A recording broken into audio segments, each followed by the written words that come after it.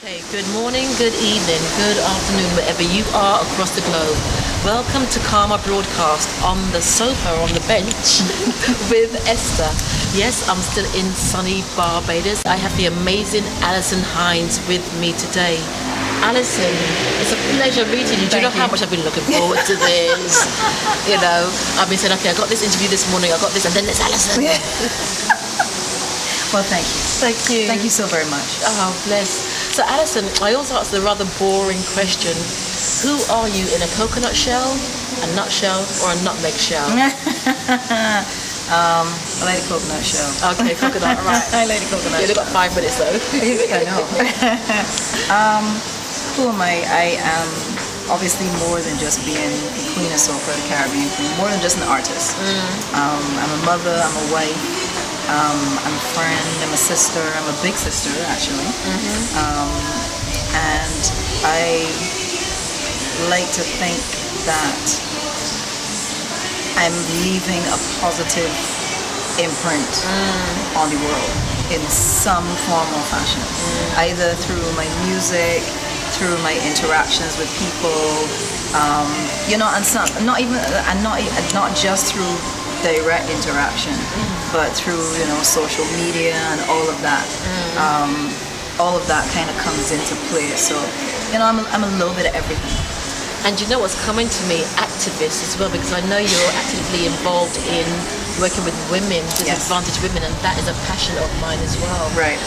Because last 2 weeks ago I interviewed Sister Sledge, who are in London, and they were there to help to campaign. I think the campaign was walking in her shoes. And it's walking in the shoes of women throughout the world who have to walk miles and miles to collect water, who are denied an education. So in what capacity do you work with women?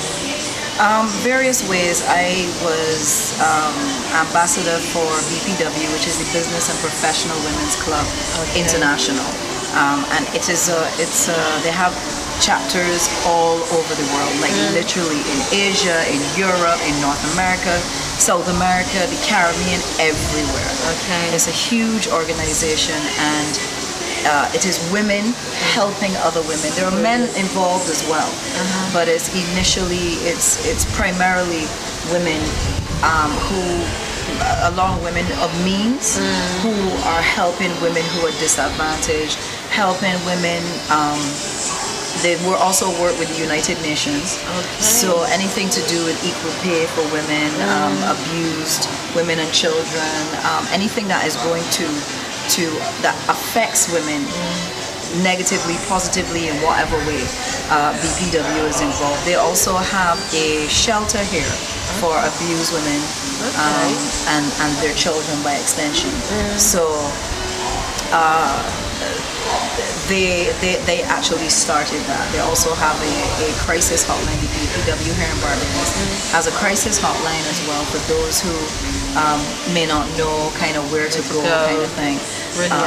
I've worked with the Diabetes Association as well, and anything to do with the empowerment of women and girls, especially girls, young girls who are coming up. There's a young lady from Trinidad called Tanila Moore, and she is now connected with the United Nations. She has a song called I Am a Girl, and it was launched on International Women's Day. And so she created this song. The United Nations loved it, and they want to kind of take it and run with it. Wow. And she did a video where she had different women and girls be a part of the video, singing along to the song. And so myself and my daughter, I did a little something, sent it to her. So I'm hoping to see the video soon, because I haven't seen it as yet. So I'm hoping to see it very soon. If not, I'm sure you can check on YouTube, Tanil Amor, and just look for it. Look for I Am a Girl. So there's different ways. I mean, sometimes it's through an organization, sometimes it's just a one-on-one, sometimes just me reaching out to young girls, one at a time, in a group. It all depends. I'm very flexible when it comes to that. Brilliant. So you are definitely a coconut shell, Alison. Yes.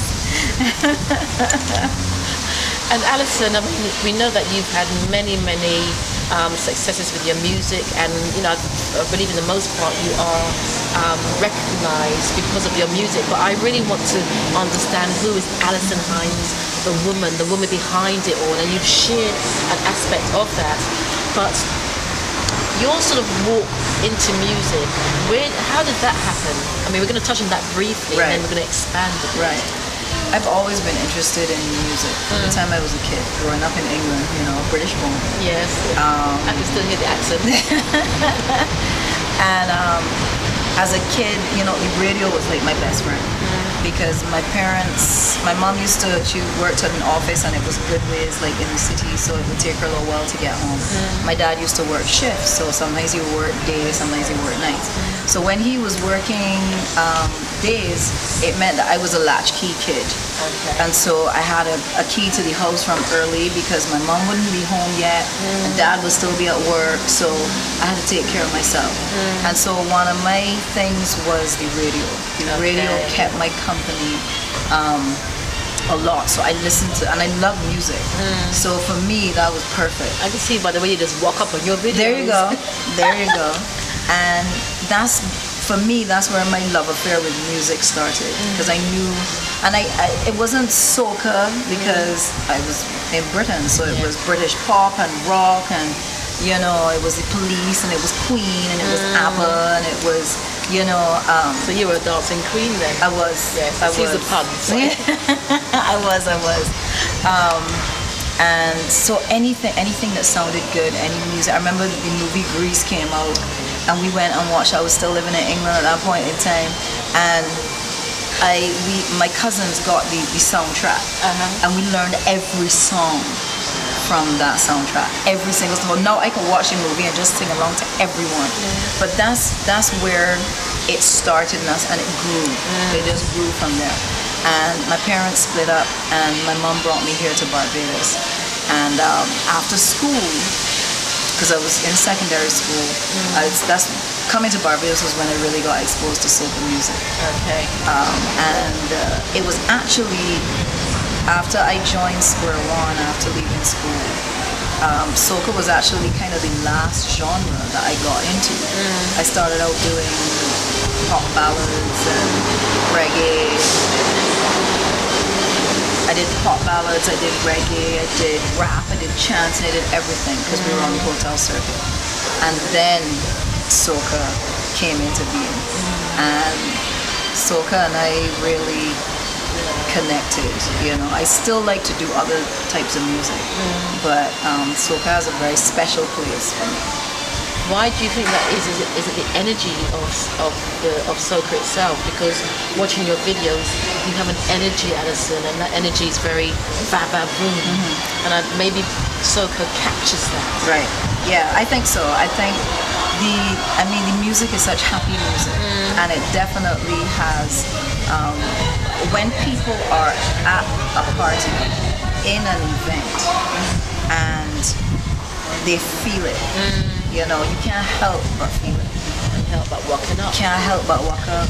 Can't help but jump up. You can't. It's music that makes you move. And even when it's groovy soca, you're swaying or you're dancing with somebody, and you're just in your own world kind of thing. So it captures. I like to think that it captures like the best part of people, that happy part, that part where you just wanna let go and just whatever happen at this point. When the fete is over, it's like, okay, back to reality, back to the bills, and back to the school run, and back to all of that. But for the time that you are in that party, anything, let me go. It's interesting you say that, because as I shared with you before, when I get in my head, as I do sometimes, I'll go for a hardcore run or swim while putting some music. I dance. Right. And people say that it's like, when I dance, it's like having fireflies underneath my feet. And even, I'm the sort of girl that when I go dancing, please don't dance with me. That's just me. Right. I got you. I'm in my vortex. Yes. I'm in my space. Right. Don't break up my flow. Yeah. I'm like that sometimes too. It's like, a lot of people the rare times that I'm actually in a party and not performing, a lot of times, guys wouldn't approach anyway because they're like, God, that's Alison Hinds. She'll probably tell me no. So, so I wouldn't even bother, And every now and then, if somebody approaches me a certain kind of, I'll get a little wine and I was like, okay, that's enough. You can go your merry way. That's right. But I like to be with my friends and we just party and move how I feel to move. Yes. Unless I decide that I want to dance with somebody. Yeah. That's how I like to move, however, and just do my own thing. Brilliant. And so, talk about your music. You talk very much about, what it does for you as well. What do you feel your music does for other people? I know you said it allows them to express. Right. But obviously, you seem like a woman who's also quite philosophical, so you're not just going to put anything together. Right. Where's your inspiration? Where does your inspiration come for what you put together? It comes from my family, it comes from the fans, it comes from, different places. Before I had my daughter, it was about music and the fans and just making sure that you're putting music up there. In addition to the fans now, it's about my family. My daughter, I want her to be proud of what her mother produces. I want my husband to feel as though, yes, you go, Alison. He gives me 100% support and I do the same thing with him. And so it is all of that comes into play in terms of making great music. And I want great songs, not just good songs. And I have been very blessed from my years in Square One to have songs that have gone the distance and are still there and are considered classics. When I perform, there's certain songs that I cannot not perform. Roll It Gal, I have to perform. Yes, I remember that. From my Square One years, I Am Basil D, Carnival Baby, Togetherness, Faluma for sure. There are songs that my fans, they don't feel, yes, they want to hear new stuff, but they want to hear the classics. They want to hear their favorites that they've grown up on. And my demographic is such that it is like 14, 15, 16-year-olds that grew up on my music through their parents. Brilliant. And above, Actually, a guy came to me in the supermarket here in Barbados, 62 years old. He said to me, Alison, he said, I am such a fan of yours. He said, I've been following you from so long and I still try to keep up. He said, you might not think that you got fans in this age group, but you have fans. Keep on doing what you're doing. That stuff I love. Really? I love when fans just come up to me and say, I love your music. Keep on doing what you're doing. That's one of the other things that helps keep me going. Because I love music. I love creating music. I love entertaining people. And so I want to be able to do it for as long as I possibly can. So don't take that again away. I was thinking as you're talking, can you imagine him with his walking stick to roll it down, innit?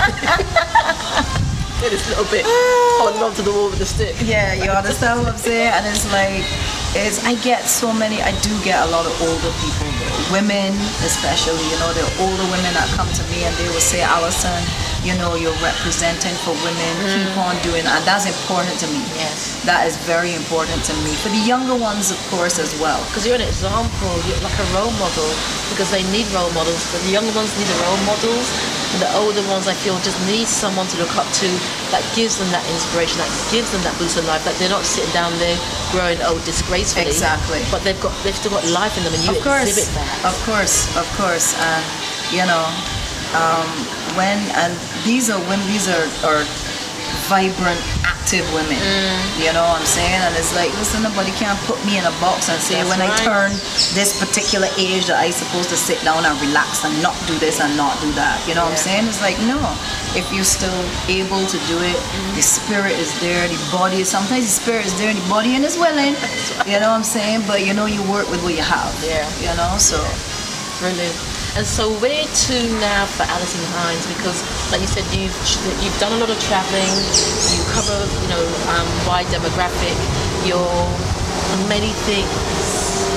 So where to now, Alison?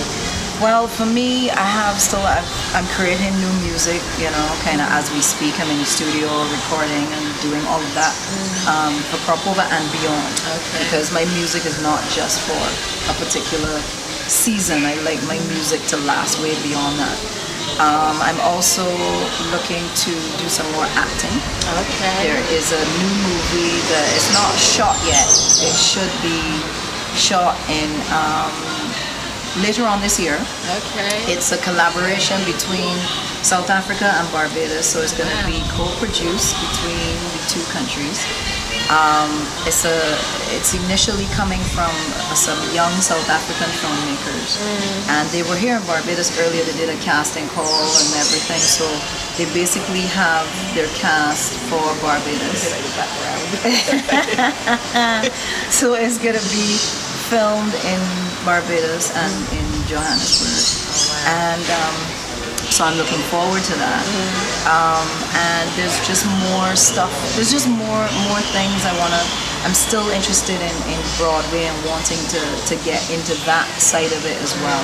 So, there's a few things on my plate right now, as well as making sure that, my husband and I make sure that our daughter is, nurtured and she gets everything that she needs.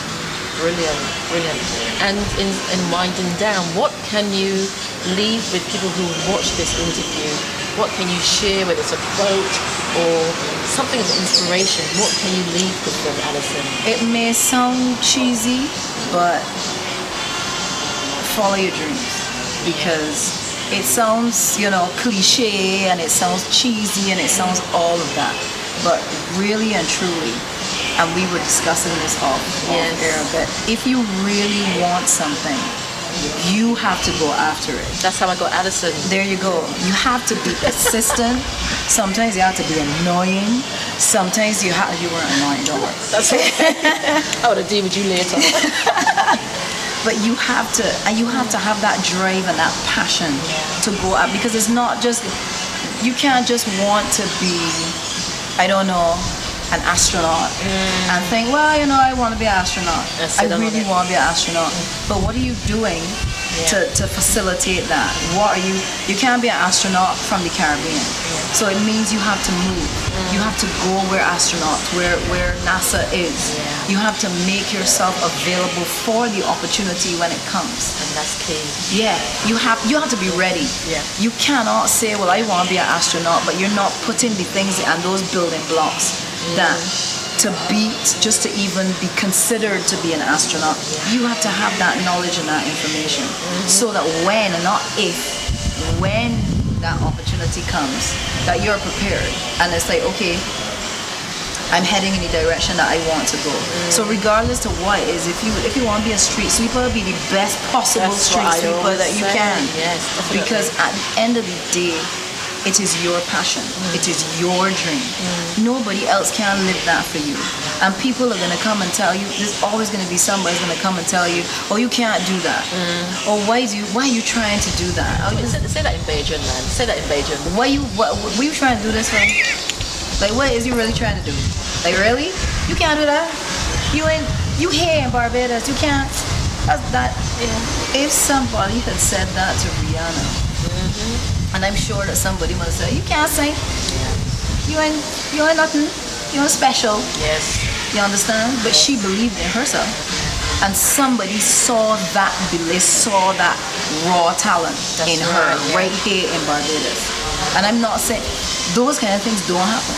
What happened to her doesn't happen. But it doesn't mean that you now limit yourself and say, well, if it can't happen here, go to where it can possibly happen. And that means taking risks. Sometimes that means selling up everything. That's right. And going, and people will look at you and be like, are you mad?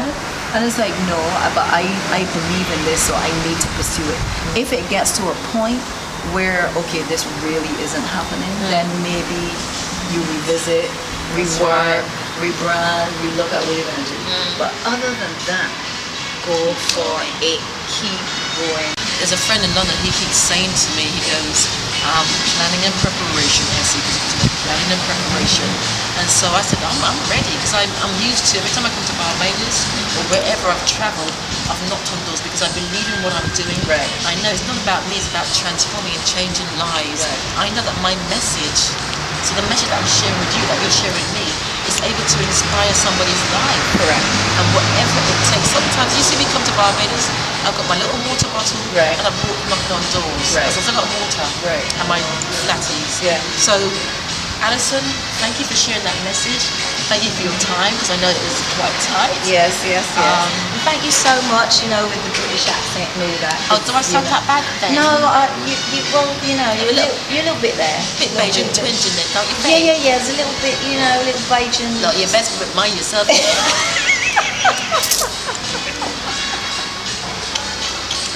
No, it plays you. Anyway, look, we're gone. anyway, ladies and gentlemen, Esther Austin interviewed the amazing Alison Hinds in Barbados, in Lime Grove, for Karma Broadcast, on the bench or on the sofa with Esther. And also, I just want you to do a little walking up for me. All right. Look for that on YouTube. Check my social media. Everything is under Alison Hinds. ALISON HINDS. My YouTube channel, website, Facebook, Instagram, all of that. So go right now. If you're not following me, go right now. That's how you find out where I'm gonna be. Because I might be in your neck of the woods next time. And I'm right behind her carrying her bags. Thank you, Alison. You're welcome. Bye-bye.